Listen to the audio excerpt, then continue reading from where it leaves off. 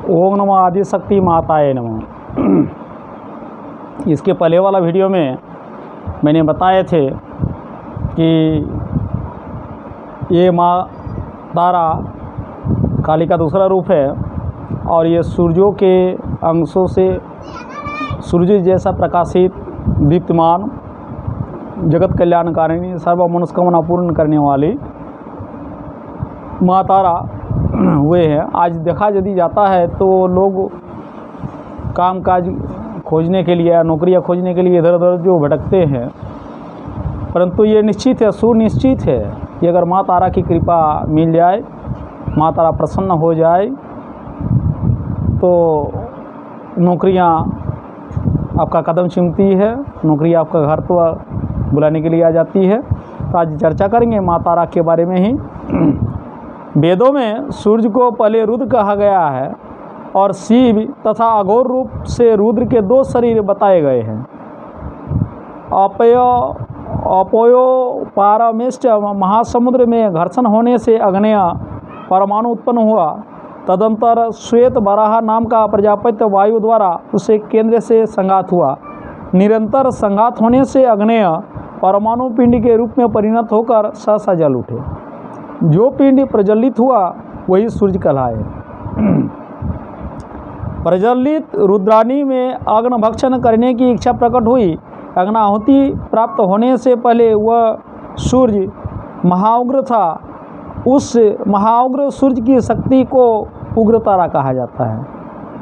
रुद्राणी यानी सूर्य जब अन्न की आहुति होती है तो वह शांत रहता है और अन्न आहुति न मिलने पर वह सूर्य संसार का नाश कर देते हैं। सूर्य का इस उग्रवाद और उसकी उग्र शक्ति का निरूपण करते हुए शाक्तं प्रमोदो तारातंत्रम में इस प्रकार रहस्योद्घाटन किया गया है। प्रत्रारिरंग पदापितंड घ्रिव घृतं घोरट्टा हासं परा खगेन्द्रिय वरकत्री खरपराभुजम हुंकार बीजोद्भवा खरबानी न विशालं पिंगल जटायु जुकें नगे जुता जंघ न्यस्तं कपालकरं जगतं हांताग्र तारा स्वयं। अर्थात तारा विद्या का स्वरूप तत्व का चिंतन किया गया है। दूसरी 10 महाविद्याओं में तारा की 4 भुजाएं और चारों में सांप लपटे हुए हैं। वह देवी सबके हृदय पर सवार होकर अट्टहास कर रही है।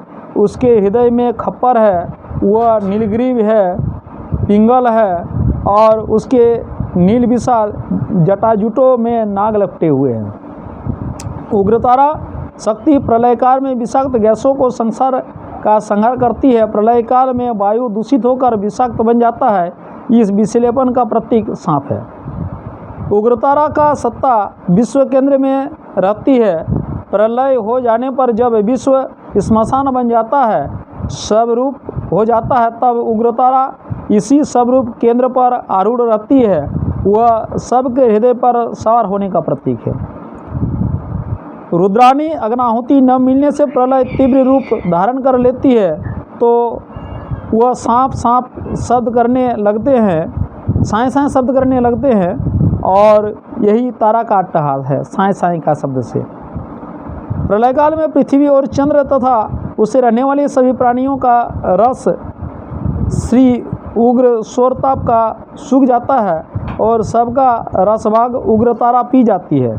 रस प्राणियों का श्री भाग है और मुख्यतया श्री के कपाल में रहता है।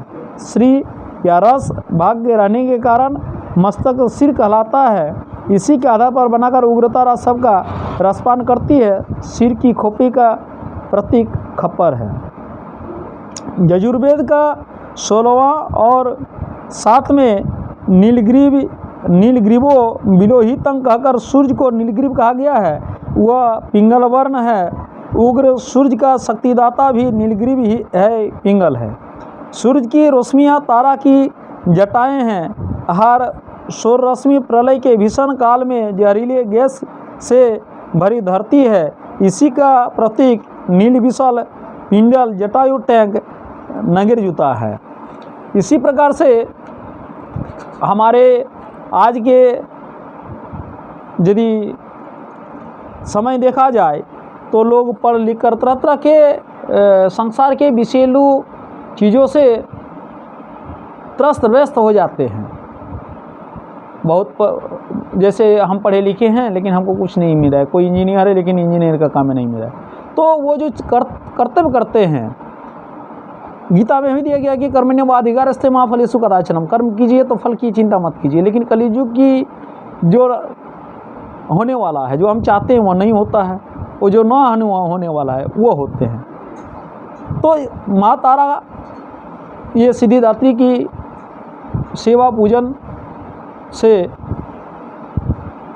हम जो चाहेंगे माता प्रसन्न होगी तो वो अवश्य ही मिल जाते हैं।